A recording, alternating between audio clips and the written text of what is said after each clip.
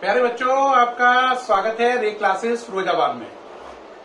हम उन टॉपिक्स को आज पढ़ रहे हैं जो केमिस्ट्री के फंडामेंटल हैं, जिनको बिना समझे कोई भी बच्चा कभी अपनी केमिस्ट्री को अच्छा नहीं कर सकता है। तो उनमें से कुछ टॉपिक देखें आप वन बाई वन। इसमें से टॉपिक है iso electronic species. Iso electronic species. बेटा आइसो इलेक्ट्रॉनिक स्पीशीज क्या होता है? देखो नाम में ही आ रहा है, आइसो मैंने सेम और इलेक्ट्रॉनिक मीन्स इलेक्ट्रॉन। तो वो चीजें जिनमें इलेक्ट्रॉन का नंबर सेम होता है। किसका नंबर सेम होता है? इलेक्ट्रॉन का। तो those species which having same number of electrons are called isoelectronic species. Hindi में बोलो तो वो चीजें जिनमें इलेक्ट्रॉन की संख्या समान होती है उन्हें आइसो इलेक्ट्रॉनिक स्पीशीज कहते हैं। ठीक है प्यारे बच्चों, अब एग्जाम्पल से समझो बात को क्या कह रहे हैं। देखो भाई, जैसे आपको मालूम है नाइट्रोजन का नंबर 7 है, फिर ऑक्सीजन का 8 है, अगला नंबर F का 9 है,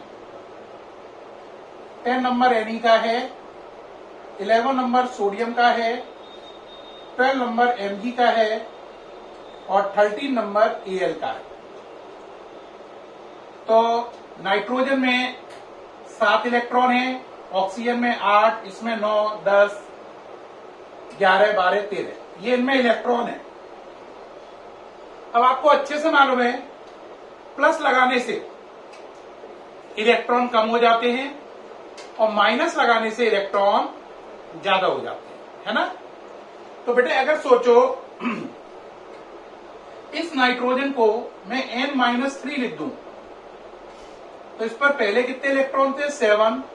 -3 लगाने से अब इसमें इलेक्ट्रॉन कितने हो गए? आंसर 10। ये बात समझ में आई? ऐसे अगर मैं O पर -2 लिख दूं तो इस पर पहले 8 थे, -2 लगाने से इस पे भी इलेक्ट्रॉन 10 हो गए। अब एक बच्चा कहेगा सर मुझे मालूम है, इस पर आप लिखोगे -1 क्योंकि 9 और -1 ये 10 हो गया।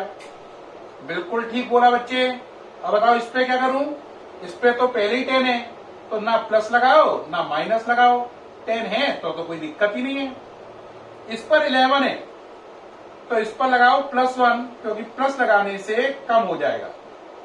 अब इस पर भी इलेक्ट्रॉन 10 हो गए। अब इस पे लगाओ +2 लगाने से 2 इलेक्ट्रॉन कम हुए, इस पर भी इलेक्ट्रॉन 10 हो गए। इस पे लगाओ +3, इस पर 3 इलेक्ट्रॉन कम हो गए, अब इस पर भी इलेक्ट्रॉन 10 हो गए।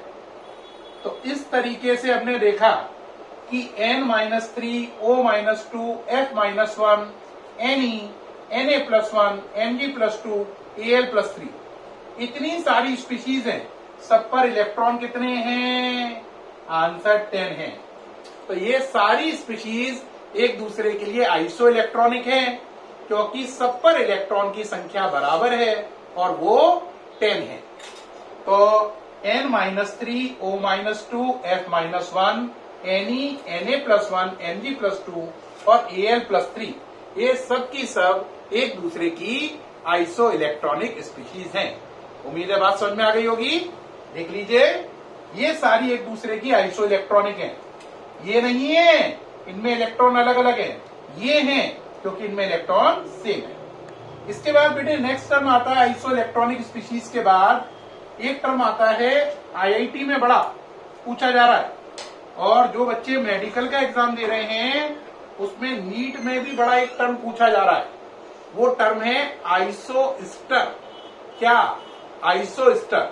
अगर आप IIT देने के लिए सोच रहे हैं और मेडिकल नीट, तो बेटे ये वेरी इंपॉर्टेंट टर्म है आइसोस्टर। आइसोस्टर क्या होता है? वो species, those species which having same number of atom, which having same number of atoms and electrons,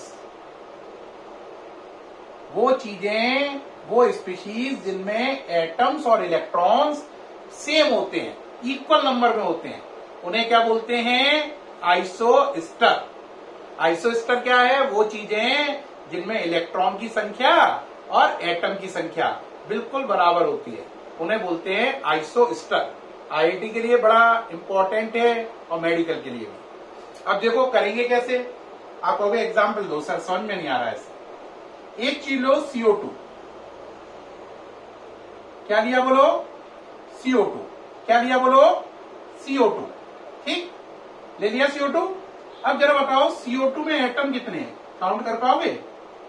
answer इसमें 3 एटम है। क्या आपको इसमें डाउट है कि इसमें 3 एटम है?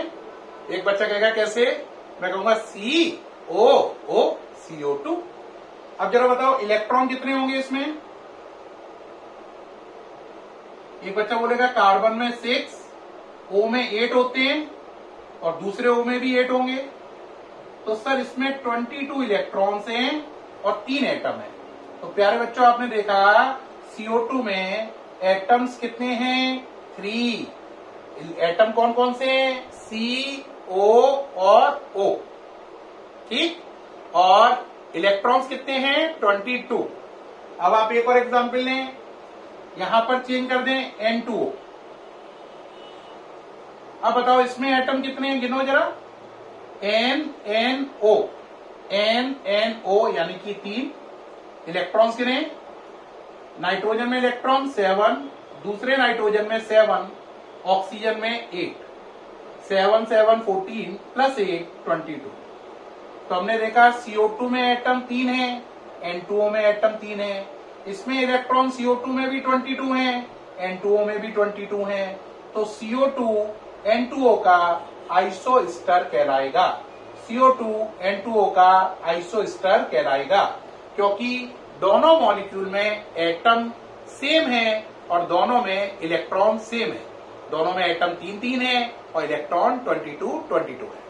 तो वो चीजें जिनमें एटम भी बराबर होते हैं और इलेक्ट्रॉन्स भी, ऐसे मॉलिक्यूल्स को एक दूसरे का आइसोस्टर कहते हैं। उम्मीद है समझ में आ गई होगी। देख लें। ओके, अब नेक्स्ट टर्म आता है बेटा आईआईटी के हिसाब से वेरी इंपॉर्टेंट, वो आता है आइसोडायाफर। क्या टर्म आ रहा है? आइसोडायाफर। अब आइसोडायाफर क्या है? देखो जरा ध्यान दो। ISODIAPHER, isodiaphere, very important for IIT as well as NEET. क्या है isodiaphere? Those species which having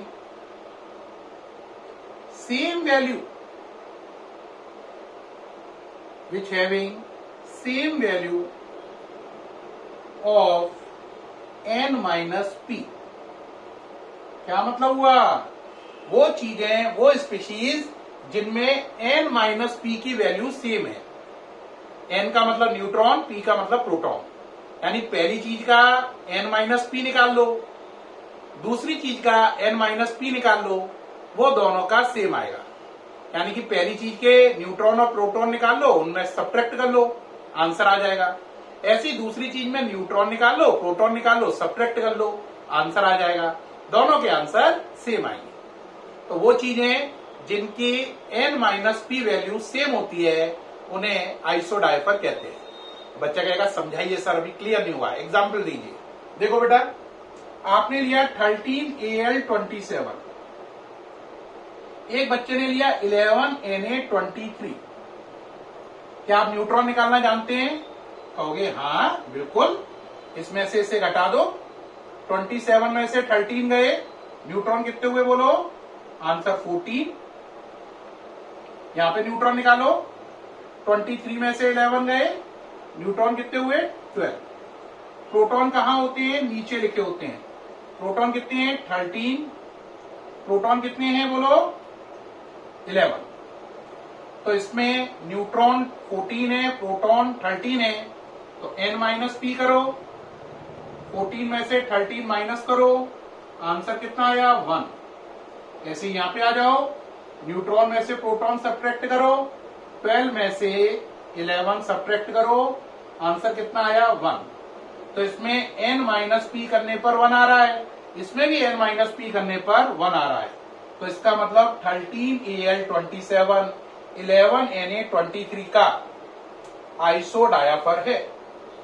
हमने साफ देखा इस एग्जाम्पल में 13Al27 में न्यूट्रॉन में से प्रोटॉन सब्ट्रैक्ट करने पर आंसर 1 आ रहा है। इसी तरीके से 11Na23 में भी न्यूट्रॉन में से प्रोटॉन माइनस करने पर आंसर 1 आ रहा है। तो 13Al27 11Na23 का आइसोडायाफर है, क्योंकि दोनों की n minus P value same है। तो मुझे पूरी उम्मीद है आपको ये समझ में आ गया होगा। देखें अब प्यारे बच्चों, इस वीडियो द्वारा हमने 3 इंपॉर्टेंट टॉपिक पढ़े, आइसो इलेक्ट्रॉनिक स्पीशीज, आइसोस्टर्स एंड आइसोडायाफर्स। तीनों ही टॉपिक वेरी इंपॉर्टेंट हैं, चाहे बोर्ड एग्जाम की बात हो या कंपटीशन की, यानी स्कूल एग्जाम की बात हो या आईआईटी की बात हो या नीट की बात हो, मेडिकल की। तीनों में ये टॉपिक है सुपर हिट। उम्मीद है आपको तीनों समझ में भी आए होंगे।